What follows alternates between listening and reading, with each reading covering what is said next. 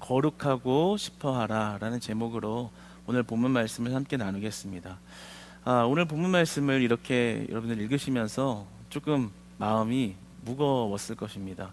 왜냐하면 이 죄에 대한 부분과 그리고 하나님의 진노, 그에 따른 심판에 대한 것을 말씀하고 있는 것이기 때문에 결코 우리 듣는 이들에게 가볍게 들리지 않는, 더 정확하게 말하면 굉장히 무거운 본문의 말씀이 맞습니다. 그러나 오늘 본문 말씀 가운데 단순히 죄악으로 인한 어떤 하나님의 진노와 심판만을 이야기하고 있는 것이 아니라 그 가운데 우리를 향한 하나님의 은혜의 영역과 은혜의 선물이 준비되어 있음을 함께 말씀을 통해 나누고자 합니다.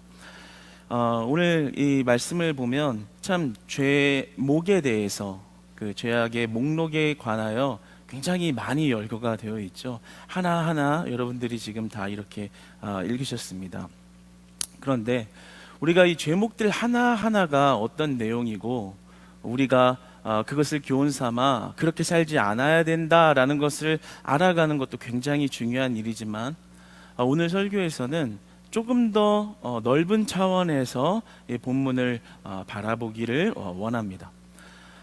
이 죄의 목록들을 보면서 우리가 알 수 있는 것은 뭐 단순히 나는 살인은 안 했어. 뭐 나는 뭐 악독이 가득하지는 않아. 그런 죄의 내용을 계수하거나 분간하거나 하는 것은 큰 의미가 없습니다. 오늘 이 죄의 목록들을 쭉 살펴보면서 우리가 알 수 있는 것은 모든 인간은 죄인이라는 거죠. 거룩함이 없다라는 거예요.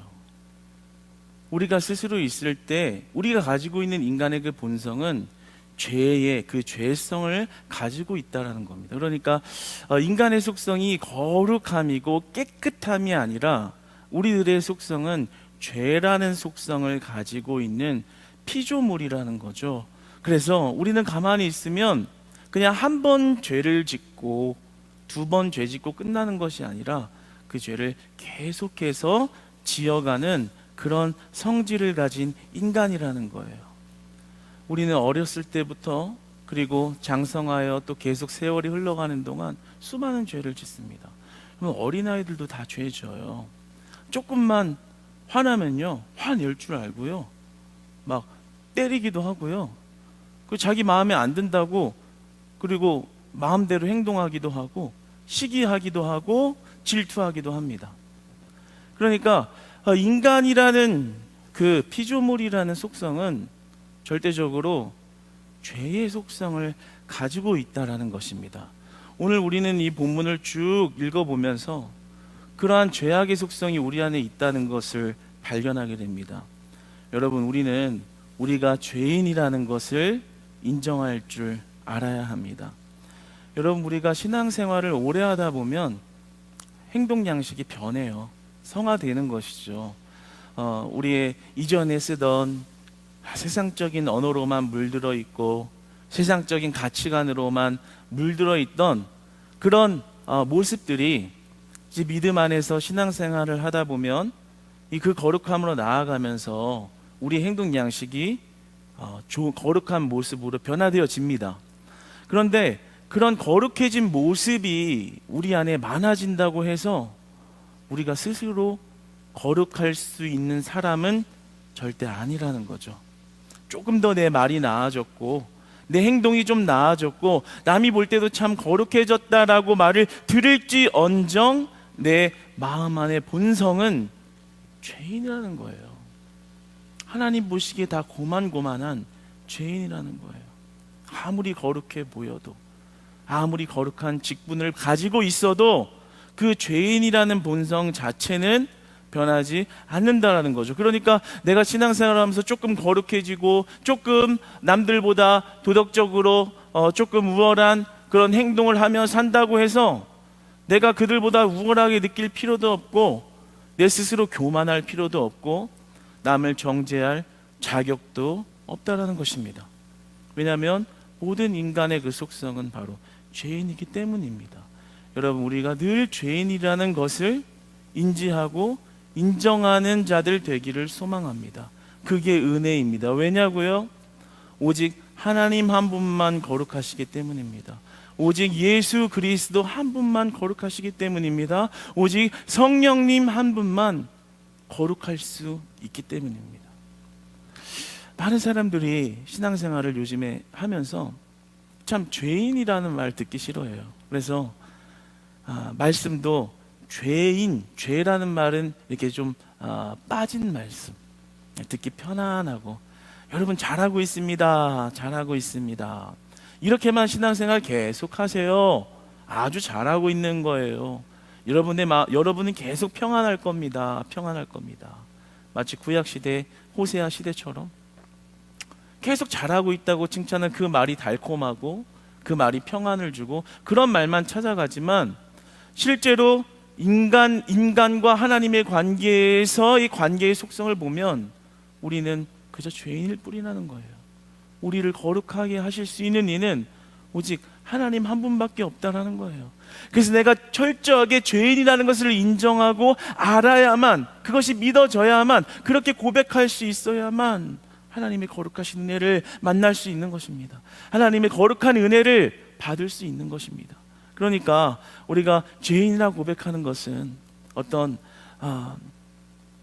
단순히 자기의 그 죄의식만을 가지는 것이 아니라 우리가 하나님 앞에 은혜의 영역으로 나아갈 수 있는, 하나님의 거룩함을 만날 수 있는 그런 자리라는 것입니다.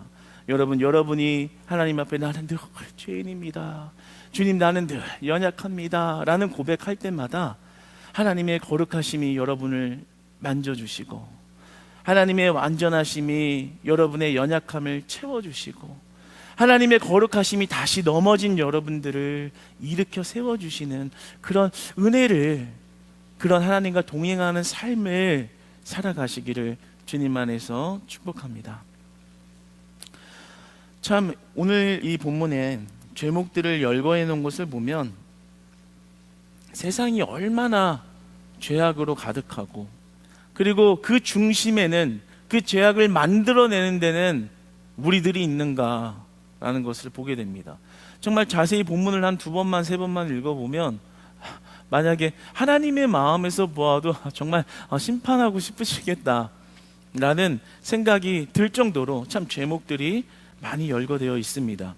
그런데 참 중요한 것은 이렇게 죄목들이 있는 데 있어서 그 죄가 처음에 출발되어지는 데 있어서 근본적인 이유가 있다라는 거예요. 우리 28절을 한번 같이 읽어보겠습니다. 시작. 마음에 하나님 두기를 싫어하며 하나님께서 그들을 그 상실한 마음대로 내버려 두사 합당하지 못한 일을 하게 하셨으니. 그들이 어쨌다고요?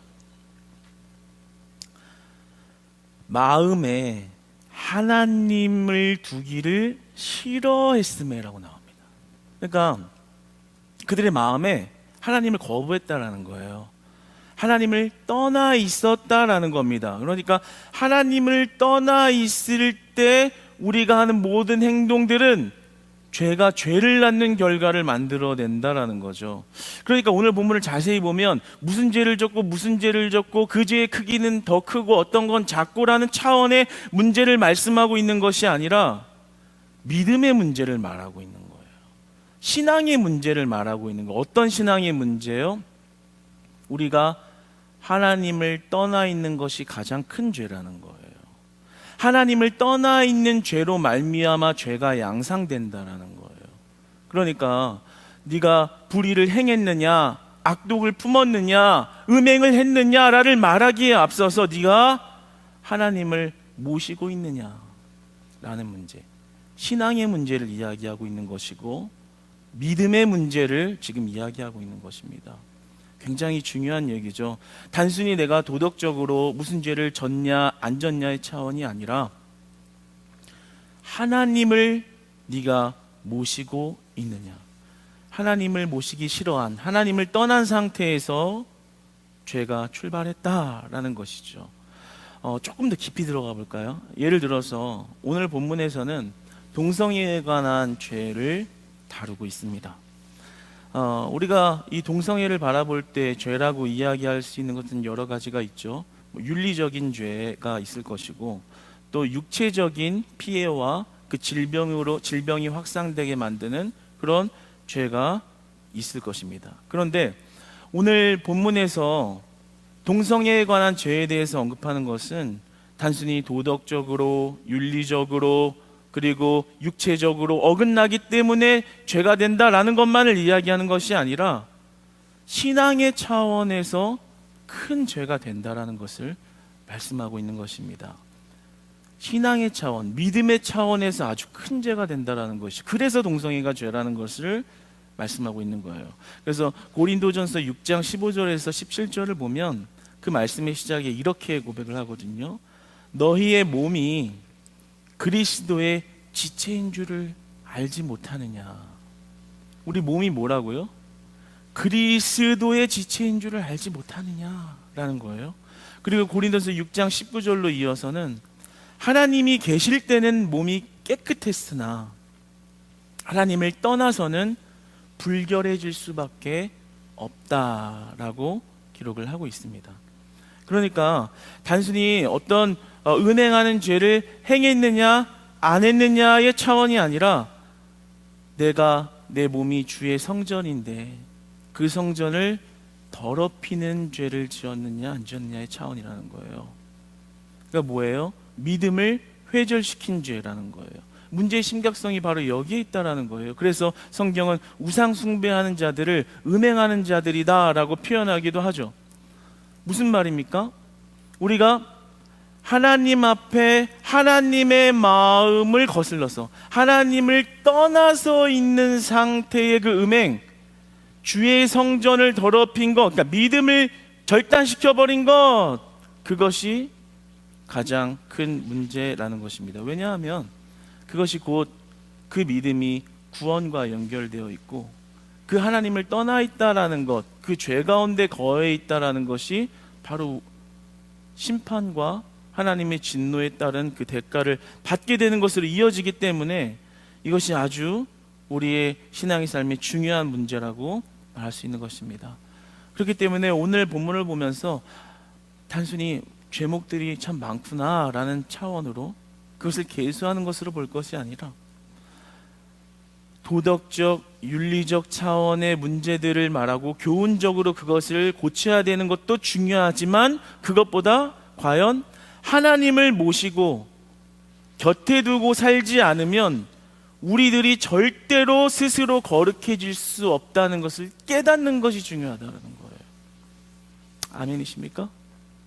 하나님을 떠나서는 절대 거룩해질 수 없다는 거예요.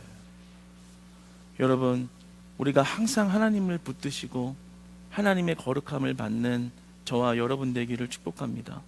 그러니까 우리의 가장 큰 죄는 어떤 음행하는 죄, 악독을 품은 죄 등등의 죄가 있지만 제대로 된 신앙을 갖지 않는 것이 가장 큰 죄라는 거예요.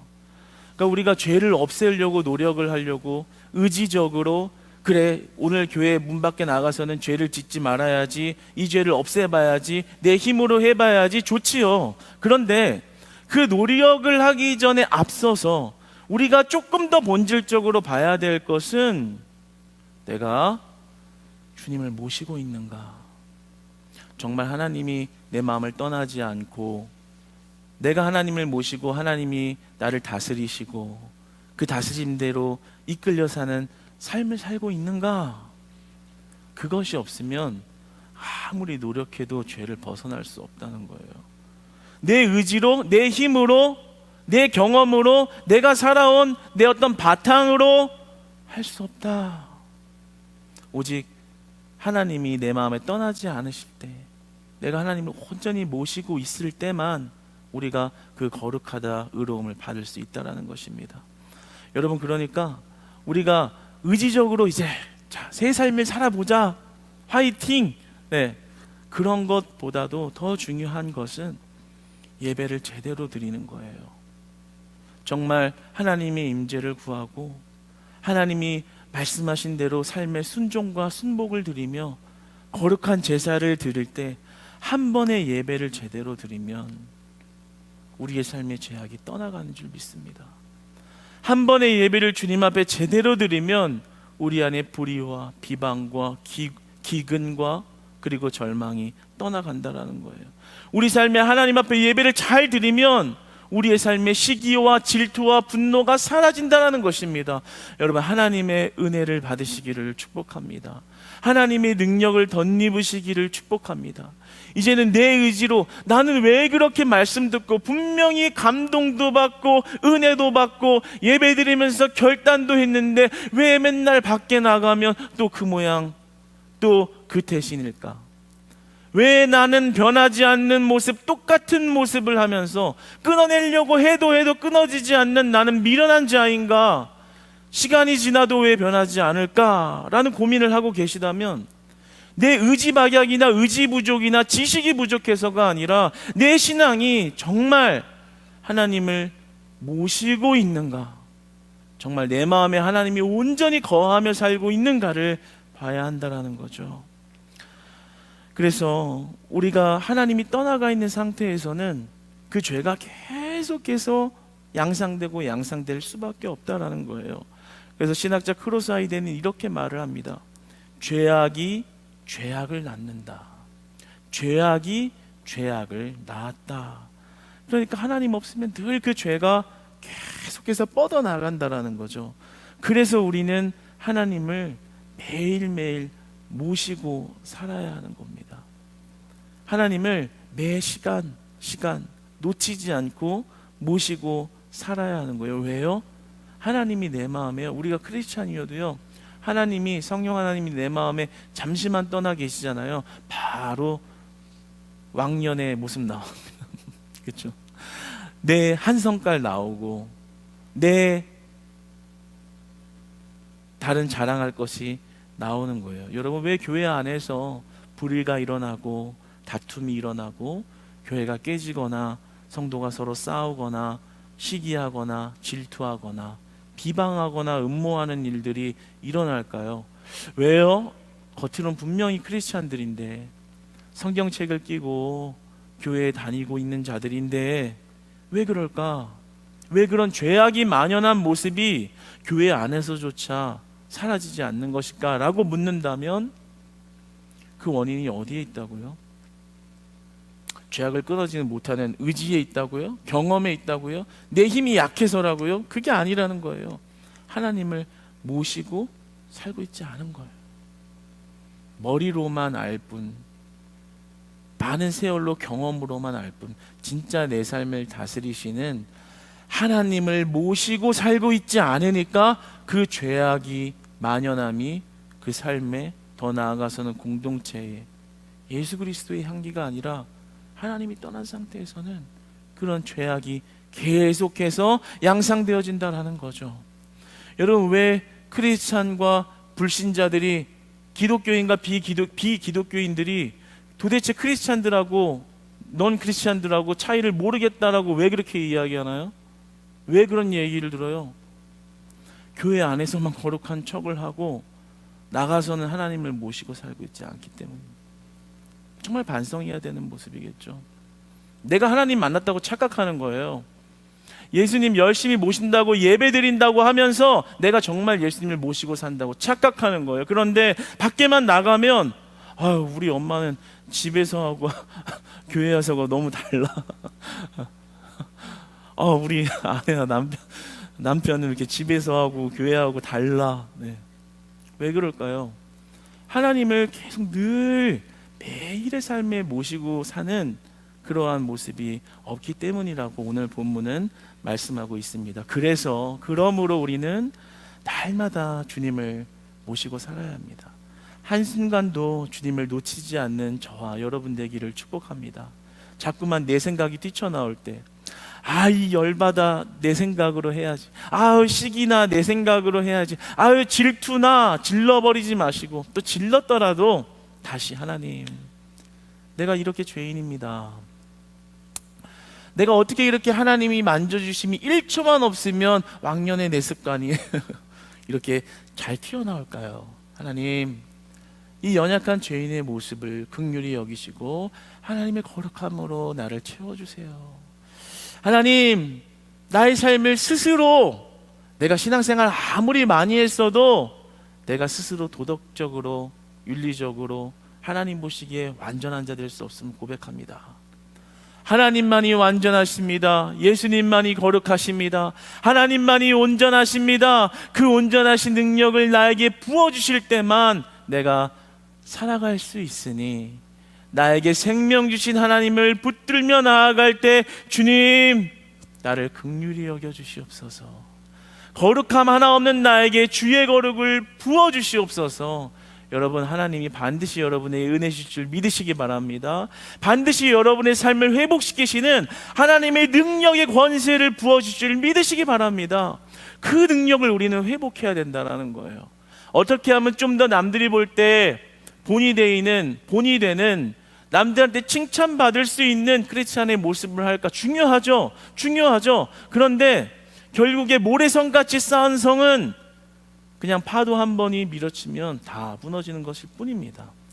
중요한 것은 우리가 하나님이 세운 믿음 위에 반석 위에 세운 믿음이 될 수 있도록 오직 하나님의 능력을 받는 것에만 그 힘이 있다라는 것이죠.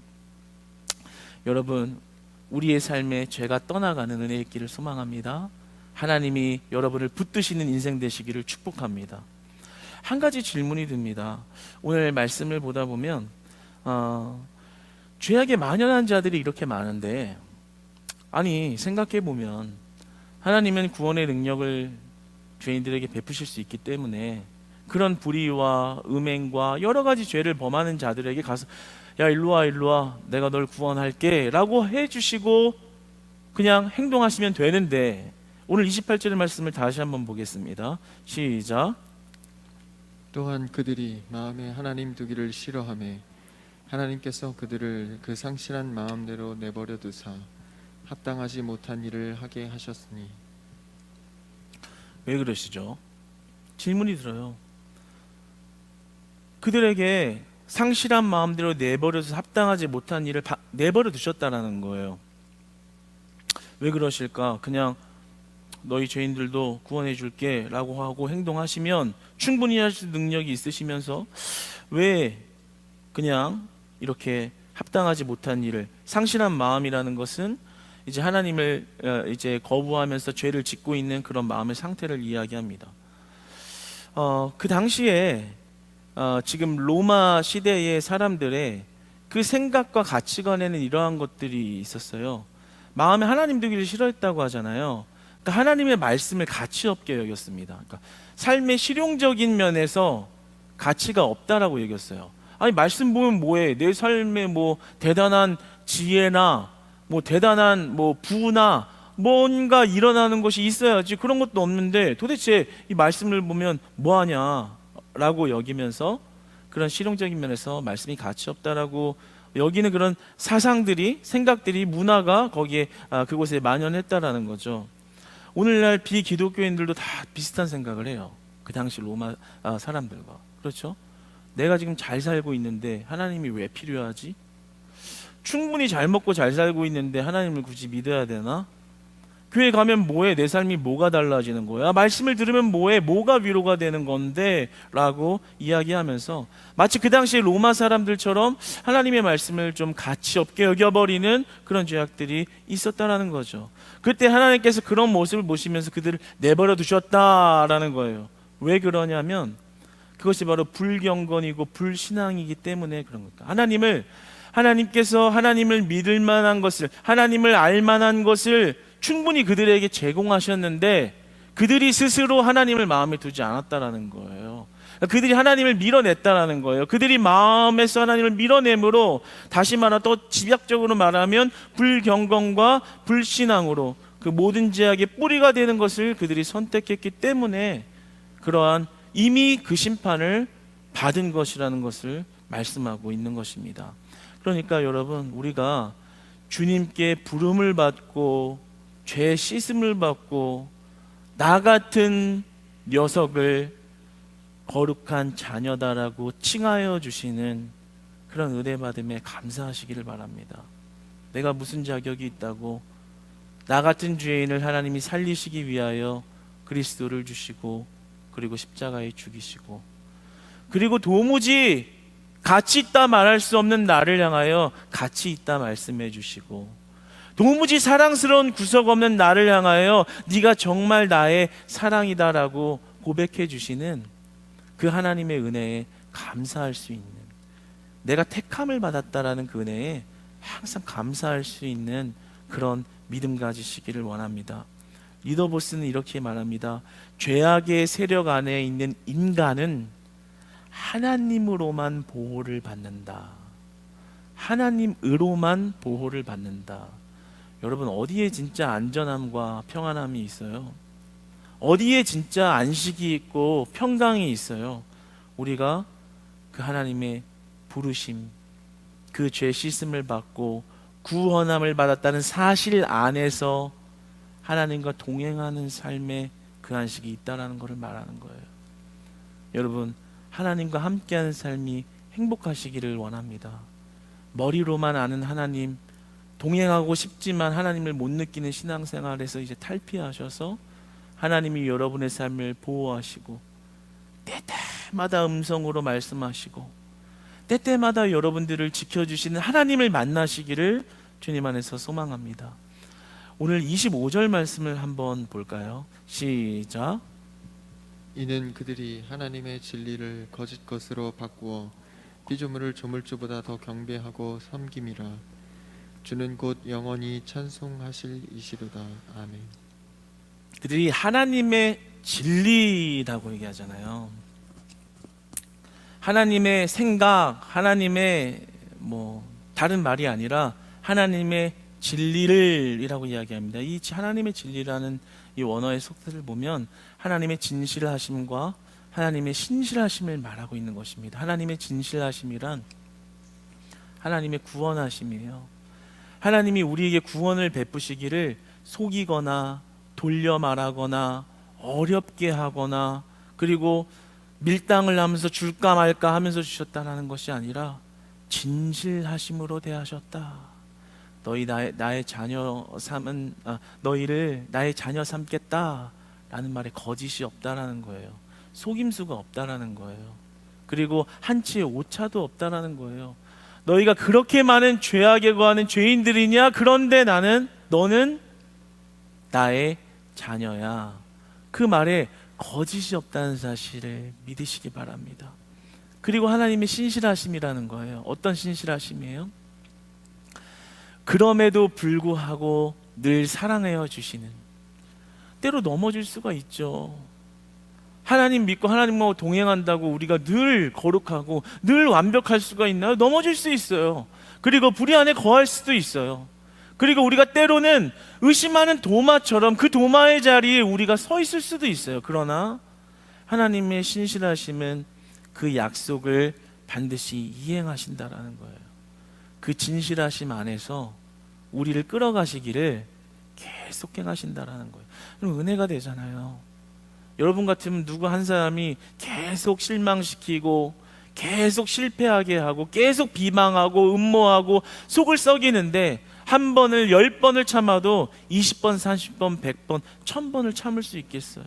그런데 우리 하나님께서 우리에게 향하기를 진실하심과 그 신실하심으로 우리를 대하신다는 사실입니다. 그러니까 우리에게 가장 큰 은혜가 뭡니까? 우리 같은 죄인을 구원하신 그 거룩함을 사모할 수 있다는 것이 가장 큰 은혜인 것입니다. 제가 엊그저께 이렇게 어디서 묻었는지 이렇게 페인트 같은 게 이렇게 손에 묻어서 그래서 이렇게 지우려고 이렇게 해봤는데 잘 안 지워지는 거예요. 막 물로 계속 씻고 비누로 계속 씌워도 안 지워지는 거예요. 계속 하는데도 안 돼요. 그러니까 막 답답하다가 나중에 좀 짜증도 나더라고요. 그러다가 시간이 지나도 계속 안 지워지니까 이제는 체념을 하게 되고 나중에 오기가 생겨서 막 한참을 지웠어요. 진짜 진이 빠지게. 그래서 딱 지웠는데 지우고 나서 이렇게 뒤돌아서서 갑자기 하나의 이런 묵상이 되어지더라고요. 아, 이렇게 그까지 페인트 하나 묻었는데 지우는데도 이렇게 진땀 빼면서 마음이 쓰일 때도 있는데 가만 보니 우리의 씻을 수 없는 죄를 씻으신 하나님의 은혜가 얼마나 큰가.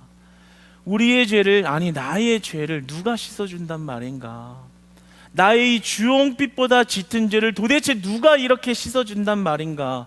내가 내 손으로 씻을 수 없는 그 죄악을 누가 나에게 찾아와서 씻어준단 말인가. 여러분, 우리의 씻을 수 없는 죄를 누가 씻어줄 수 있겠습니까? 여러분, 우리 예수 그리스도께서 그 죄를 씻어주신 줄 믿습니다. 그분의 피값으로 말미암아 우리의 수고로움과 공로가 아니라 그분의 은혜와 사랑으로 말미암아 우리가 죄 씻음을 받은 하나님의 자녀된 줄 믿으시기 바랍니다. 여러분, 그래서 오늘 32절의 말씀으로 이렇게 메시지를 주는 것은 은혜의 영역인 것입니다. 우리가 죄를 짓는 자들은 그런 일을 해가면서 서로 옳다고 말하는 거예요. 그런데 이 본문의 메시지가 우리에게 주시는 말씀은 그런 죄 가운데 있으면서 우리가 주님을 붙잡으면 그 붙잡는 자는 긍휼히 여기시고 구원하신다라는 거예요. 여러분, 그러니까 우리가 우리의 연약함과 우리의 죄악을 주님 앞에 고할 때 우리가 진노의 대상이 되는 것이 아니라 우리의 삶을 다시 하나님의 긍휼하심으로 채워주시고 다시 하나님의 신실하심으로 채워주시고 하나님의 공의로움과 진실하심으로 또다시 우리를 이끌어 가주시는 은혜가 우리의 삶을 붙들 때 진짜 행복이 거기에 있다는 거죠. 정말 진정한 평안함과 자유함이, 내 신앙의 자유함이, 우리의 죄악의 사슬을 던져버리게 하신 그 놀라운 자유함이 우리 안에 넘칠 때 우리의 죽어가는 생명이 소생함을 얻고 우리의 끊어져가는 소망이 다시 회복되어져가는 예수 그리스도의 이름이 여러분의 능력 되시기를 축복합니다. 여러분, 오늘 제목을 거룩하고 싶어하라 라고 지었습니다. 그런데 이 속뜻은 뭐냐면요, 하나님 모시기를 사모하라 라는 뜻입니다. 하나님 모시기를, 하나님이 떠나가지 않도록 하나님이 모시기를 사모하면서 살 때 그 거룩한 능력 부어주시는 하나님의 능력으로 삶을 살아내시는 한 주 다 되시기를 주님 안에서 축복합니다.